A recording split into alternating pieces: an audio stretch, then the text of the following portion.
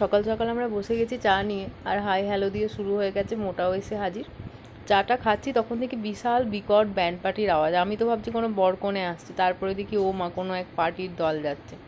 যাই হোক, তাই দেখে ওরা ব্যান্ড পার্টির আওয়াজে খানিক নাচানাচি শুরু করে দিল, আর সেই রেসটা বেশ খানিকক্ষণ ধরেই বজায় রাখলো ওরা। তারপরে আমি একটুখানি বোরখা টোরখা পরে রোদ থেকে বাঁচার জন্যে সেজে নিয়েছি, কেন কি আমরা তিনজনে আইসক্রিম খেতে যাবো, আর মায়ের থেকে 5-10 টাকা চুরিও করে নিয়েছি আমি।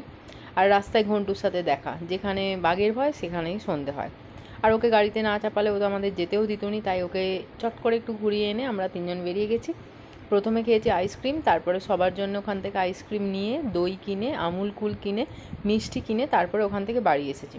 কাবলেতে ওই মিষ্টির দোকানটা বেশ সুন্দর সুন্দর মিষ্টি বানায়, আর এই ব্রিজটা খানিকটা ব্যাঙ্গালোরের মতো।